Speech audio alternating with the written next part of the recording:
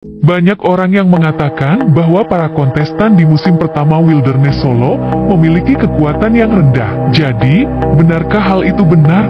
Sementara yang lain masih lapar selama 9 kali makan dalam 3 hari. Beberapa kontestan telah mencapai kebebasan kepiting, menangkap ikan salmon dengan berat kurang dari 10 kg, memasak pesta hidangan laut yang lezat, dan kemudian mereka melayang di atas air dengan perahu mereka untuk memenangkan $500.000. Kontestan yang tersisa melakukan semua yang mereka bisa untuk memenangkan $500.000. Ini hari ke-8.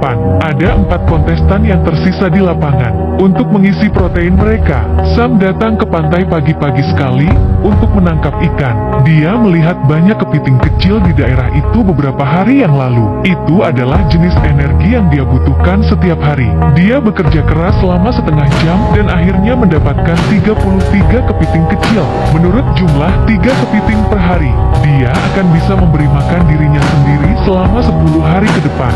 Dia tidak sabar untuk membakarnya di atas api.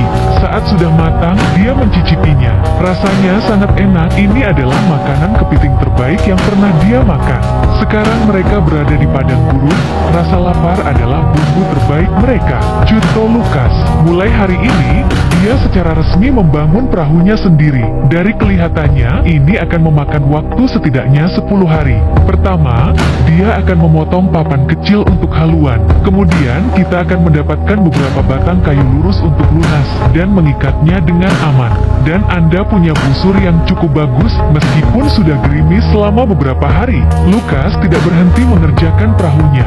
Dia menggunakan 2 ranting yang lentur untuk mengamankan lambung kapal. Di bagian tengah, ia mengikatkan ranting untuk menopang lambung atas dan bawah. Ketika dia lelah, dia cukup meneduh air untuk menghangatkan perutnya. Setelah seminggu bekerja keras, kerangka dasar perahu akhirnya selesai. Pada hari ke-15, Lucas secara resmi akan membawa perahunya ke air untuk mengujinya. Pertama, dia membungkus lambung perahu dengan terpal yang kuat. Setelah semuanya siap, dia mendorong perahu ke dalam air. Yang mengejutkan, kualitas perahu itu sangat bagus, kecuali arahnya. Tidak ada masalah sama sekali.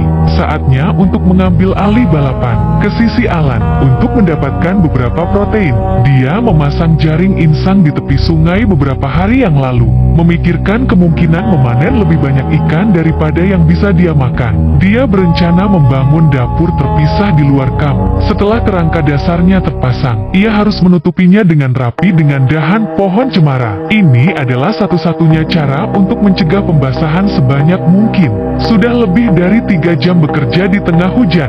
Dapur hutan belantara pedesaan sekarang sudah selesai. Kemudian dia turun ke sungai untuk memeriksa perangkap gillnet. Yang tidak disadarinya adalah tidak ada satupun ikan di jaring insang setelah air laut surut. Alan memutuskan bahwa dia tidak menunggu terlalu lama. Mungkin dalam beberapa hari lagi dia akan mendapatkan tangkapan besar. Beberapa kata penghiburan sederhana untuk menenangkan pikirannya. Untuk mengisi perutnya, Alan harus mengumpulkan kerang sebanyak mungkin.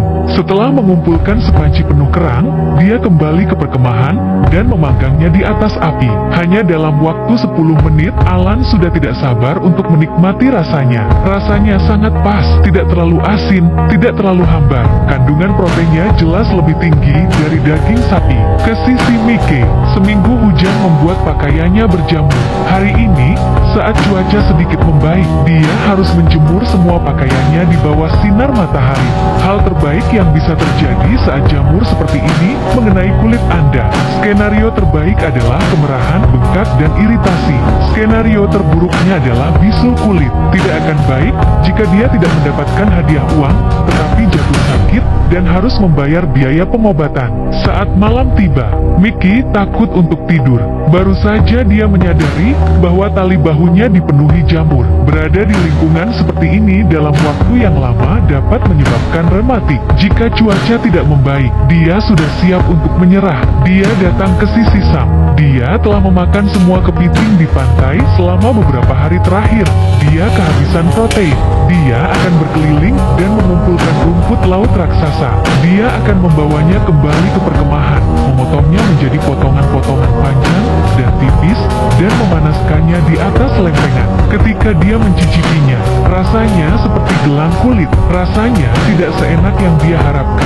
Dan untuk berpikir bahwa beberapa hari yang lalu dia mengunyah kepiting raksasa dan sekarang dia makan ini. Perasaan akan perbedaan yang sangat besar membuat pria berusia 22 tahun ini meneteskan air mata. Mungkin itulah kejamnya hidup di alam liar. Anda tidak akan pernah tahu apa yang akan terjadi.